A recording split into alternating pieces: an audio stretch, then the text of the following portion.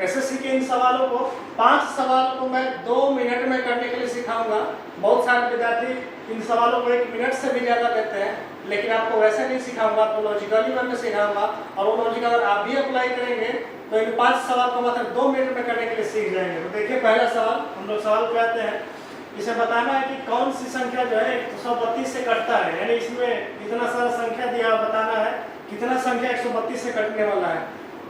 तो आपको बारी बारी से 132 से डिवाइड नहीं करना है। ये देखिए 132 किससे कटता है, देखिए ये 3 से कटता है। 3 है प्लस 2 5 1 6, 6 3 से कटा, यानी संख्या 3 से कटेगा डिविजिबिलिटी के रूल के अनुसार। अब ये देखिए इसके डिजिट को जोड़िए, 6 6 12 3 से कट जाएगा, 1 हो गया। 7 5 12 4 16, ये 3 से नहीं कटेगा, नहीं लेंगे। 9 और 2 11 4 15, 3 से कटेगा, इसको ले लेंगे। 4 1 5 15 2 12, ये भी कटेगा, ये भी ले लेंगे। 6 2 8 5 13 1 14, नहीं कटेगा, नहीं लेंगे। 8 1 9 8 1 9 9 18, ये भी कटेगा, ले लेंगे। अगला देखिए 5 4 9 2 11, नहीं कटेगा, नहीं लेंगे। 7 1 8 2 10, नहीं कटेगा, नहीं लेंगे।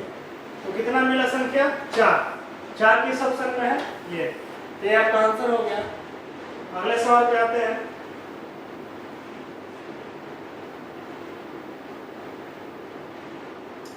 सवाल नंबर 2, ये क्या कहता है?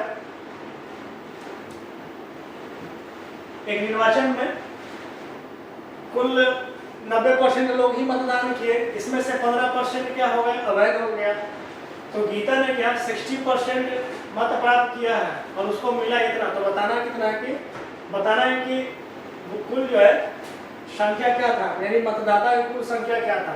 तो मान लेते हैं 100 लोग मतदाता थे, इसमें से 90% ही लोग मतदान किए हैं, तो 100 में 90, इसमें से भी क्या 15% मत क्या अमान्य हो गया। तो 90 का 15% अमान्य हो गया, कहने का मतलब 90 का 15% कितना हो जाएगा?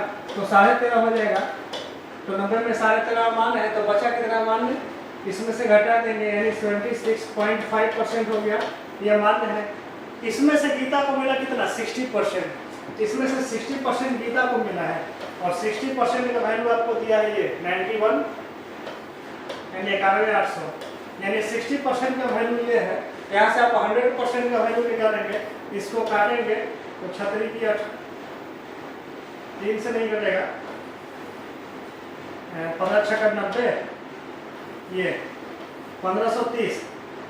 तो यहाँ से 60 से काट दिए तो 1530, यानी 1 का वैल्यू आया। तो 100 का वैल्यू निकालने के लिए क्या 2 शून्य बढ़ा देंगे, यानी 1,53,000। 1,53,000 किसका वैल्यू आया? ये 100 का वैल्यू नहीं है, ये 76.5 का वैल्यू आया। अगर 76.5 से डिवाइड करेंगे इसको, तो जो यहाँ से वैल्यू आएगा वही आएगा 100 वैल्यू 100 का। इसका वैल्यू कितना आ जाएगा? आ जाएगा 2 लाख, यानी मतदाता कितना था? 2 लाख। इसको यहाँ से डिवाइड करेंगे तो आ जाएगा 2 लाख। तो आपका आंसर ये हो गया। अगले सवाल पे हम लोग आएंगे, सवाल नंबर 3। तीसरा नंबर सवाल ये क्या कहता है? देखिए 2 वृत्त है, वृत्तों केंद्रों के बीच की दूरी जिसका रेडियस एक 26 है और एक 8 है। एक का रेडियस कितना है? सॉरी, एक का रेडियस 16 है और अगला का रेडियस कितना है? 8 है।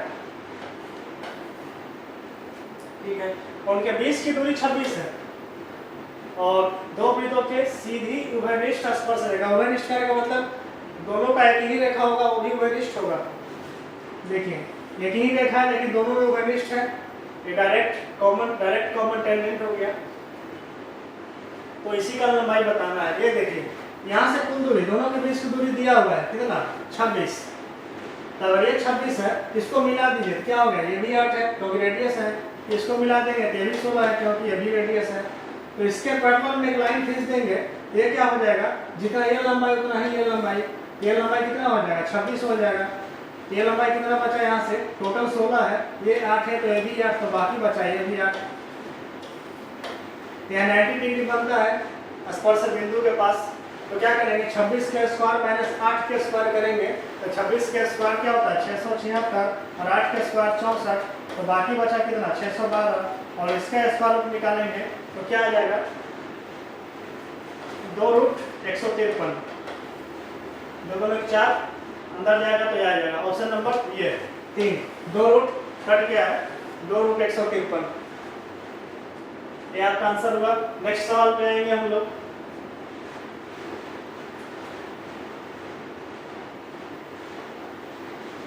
अगला सवाल ये तो हो गया।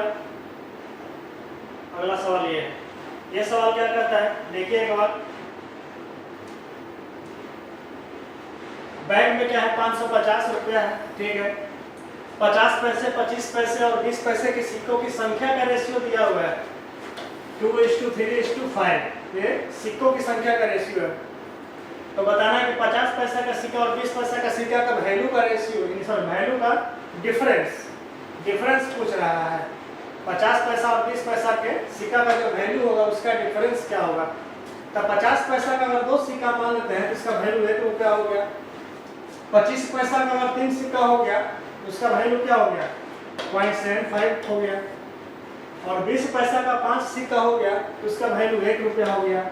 यानी 50 पैसा का सिक्का का वैल्यू है, 20 पैसा का सिक्का का वैल्यू है, और दोनों का डिफरेंस क्या हो गया, 0। आंसर क्या हो गया, 0। Option number D. हमको इस रुपया से कोई मतलब नहीं था, ठीक है। तो आगे नेक्स्ट सवाल पर हम लोग चलेंगे।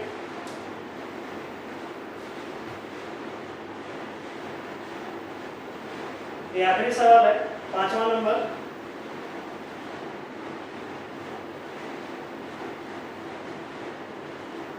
दो 277 और इतना का गुणनफल होगा। अब इसमें गुणा करेंगे तो लगभग 1 मिनट समय ले लेगा, तो हम लोग गुणा नहीं करेंगे। देखिए आप लोगों को मैं एक कंसेप्ट देता हूँ, आपको इसको और इसको गुणा करना है, ठीक है। 277,323। तो आपको गुणा मत करिए, ये संख्या जो है इसमें डिजिट को जोड़िए, ठीक है। तो 7 और 2 क्या आ गया, 9। तो 9 का वैल्यू आप 0 मान लीजिए, ठीक है। तो 7 2 9, इसका वैल्यू हम 0 मान लिया, बचा कितना, 7। इसमें भी देखिए 3 और 2 5 और 3 8। अब गुणा कर दिए तो क्या हो गया, 56। फिर इसको जोड़िए तो 6 5 11। फिर इसको जोड़िए 1 1 2। यानी इसका वैल्यू हम अगर 2 मान लेते हैं तो इसमें से इसी तरह से कंसेप्ट इसमें लगाएंगे, और जिसका वैल्यू 2 आ जाएगा वही आपका गुणनफल हो गया, ठीक है। यही अप्रोच लगाएंगे इसमें भी। तो पहला ऑप्शन से चलते हैं, इसके डिजिट को जोड़िए, और जोड़ने के बाद जैसे तरह से हम 2 इसमें वैसे लाए हैं वैसे इसमें भी लाएंगे। देखिए इसमें भी वही अप्लाई करेंगे, डिजिट को जोड़ेंगे, 9 आएगा तो उसको हम 0 मानेंगे। तो 8 और 1 क्या हो गया, 9, इसको 0 मान लेंगे, इस 9 को भी 0 मान लेंगे। बचा क्या, 7 और 4 11 हो गया, और 11 को जोड़ेंगे 1 1 तो 2 आ जाएगा। देखिए यहाँ 2 आ गया, यहाँ भी 2 आया, वैल्यू सेटिस्फाई कर रहा है। तो ऑप्शन पहला नंबर आंसर हो गया। बाकी तीनों का आप चेक कर सकते हैं, इसमें आपको 2 नहीं आएगा। अगला सवाल है, कितना सवाल था, आखिरी सवाल था, ये आखिरी सवाल था। ये 5 सवाल देखिए, मैं आपको बताने में समय लगा, लेकिन अगर आप बनाएंगे तो 2 मिनट के अंदर बन जाएगा। हमको बताना था इसलिए आराम से बताया है, इसलिए समय 2 मिनट से ज़्यादा लगा है। लेकिन अगर आप बनाएंगे तो 2 मिनट के अंदर, इसी लॉजिक से बनाएंगे तो 2 मिनट के अंदर 5 सवाल बनेंगे।